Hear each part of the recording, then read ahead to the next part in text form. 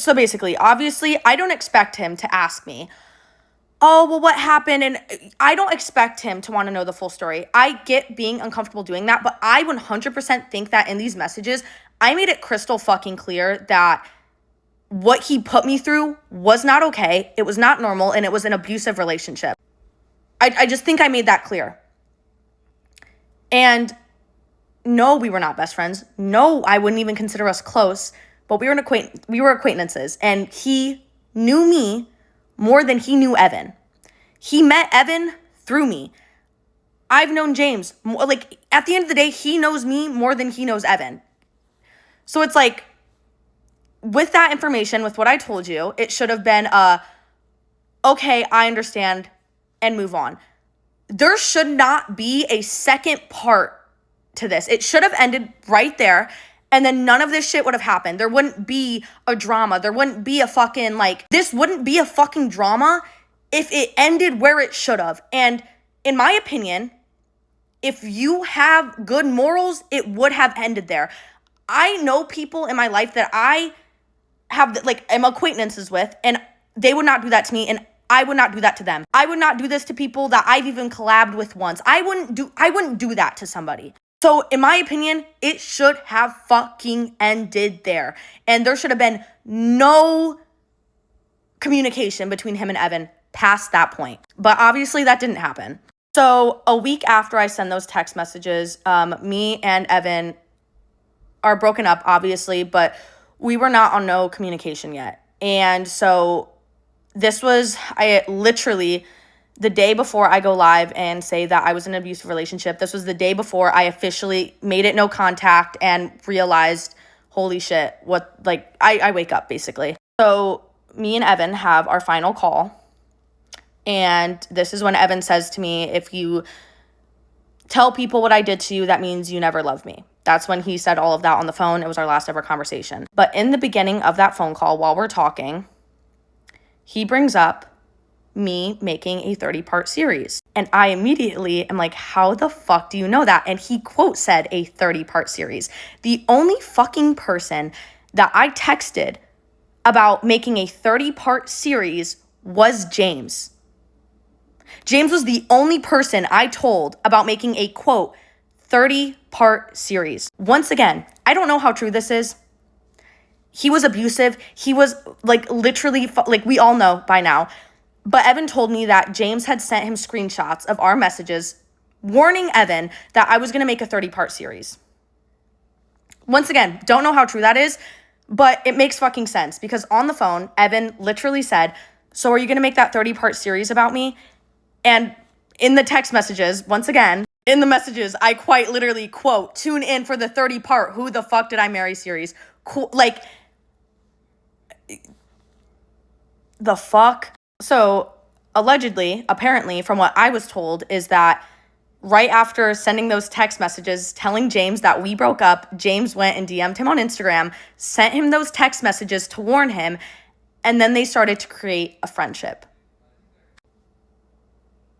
And obviously, that forms to be true when about a month after all of this, I still have not spoken out publicly. The only thing I've done is go on live and say that I was in an abusive relationship. I was not ready to talk about the details of it. Still healing, okay? But I'm scrolling on Snapchat and I see that Evan had posted a Snapchat in the exact area that James lives in a backyard that looked identical to James's backyard. And immediately I was like, there's no fucking way. Because this was about a month after I had been told that they were DMing. Why are y'all DMing for a fucking month? The fuck? So I text James and I'll just green screen them again. And mind you, the last time that we texted was me telling him that we broke up, okay? I text him on March 1st saying, this is so random, hope you're doing good. Are you with Evan? He says, what? Your ex Evan? Doesn't say yes, doesn't say no. I said, yes, posted a picture, looked like your backyard. He goes, why would Evan be in my backyard? Later to find out that he was in his backyard and that James had flown him out to California and they spent the entire fucking weekend together. Spent the entire fucking weekend together. And honestly, if you knew you weren't doing anything wrong, why didn't you just straight up answer my fucking question and say, yeah, he's here, we're friends? Like, And in James's video, he was saying that, oh, well, he seemed depressed and sad and like he needed a friend. I have a lot to say about that, but first thing, if you're just being there for a friend and that you think he's a good person, why do you feel the need to have to lie to me about it? Why do you feel the need to have to lie to me about it? If you truly don't think you're doing anything wrong, why did you lie? Why did you lie about it? And then also keep it such a secret. Second off, you're being there for a quote friend that is your ex or your friends, acquaintances, ex-boyfriend that I told you was abusive. Like, what the fuck? It's just like, moral of the story is like, you obviously knew you were doing something fucking wrong if you had to lie to me about it, you know? So that entire weekend that they're together, I drive past James's house to see if I could see anything because I was like, I need fucking proof. Like, I know they're together, but I need proof because I'm so pissed. Obviously, don't see anything. And at this point, I'm just, I don't know what's going on. I have no proof, but I have a gut feeling that they are together, that they are hanging out. Fast forward another month. Me and James do not text. Nobody ever comes clean about anything. Nobody says anything, nothing. I release my he doesn't love you, and I talk about everything that he had done to me, and me and James still are not talking. He still does not text me and say, hey, I'm sorry, doesn't try to explain himself, nothing. And in my opinion, that's because he didn't think he'd get caught. He didn't think I'd find out, so he had no reason to tell me firsthand. And that's why this shit really pisses me off. I end up texting James, asking to FaceTime for a segment on my podcast because Jacob had this funny idea that we were going to FaceTime James and James is going to be like, ew, Jacob, and then like hang up. It was supposed to be like this funny bit. I could include screenshots. Literally the next text a month later, after me asking if he had flown my ex-boyfriend out, I literally just say, hey, totally normal conversation. He does not bring it up, nothing. At this point, I don't have proof to back up my theory, so cool, whatever. But yeah, he doesn't say anything, acts like everything is normal. So then it is Coachella weekend, a couple weeks later, and a video is posted exposing James to have flown my ex-boyfriend out to California. The second that this video goes public, James starts to blow up my phone, asking if I'm at Coachella, saying that we need to talk. I immediately already knew what he was talking about. Are you at Coachella? Yeah, I am. Can I talk to you? I shut it down. I don't want to fucking talk to you. He says, I felt guilty for weeks and I didn't know how to tell you and I owe the truth. I explained it to you from my mouth, not the Zach guy, and then you can feel however you want to. To me, it's quite ironic that you suddenly feel guilty about this the second that it's made public.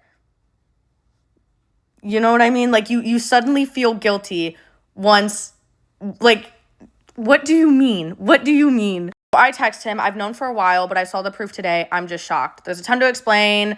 I'm annoyed with myself for allowing you to find out this way instead of just telling you myself. I say, okay. He then says, he manipulated me as well, and I fell for it. To when I then reply, I got so pissed off. How did you get to the point for him to manipulate you? I told you he abused me the day we broke up. Then you texted him that day that I told you that. But I'd rather talk to you about this tomorrow. You met him because he was my boyfriend. After that, James did try to reach out multiple times. He wanted to meet up and talk, and I'll give him credit for that.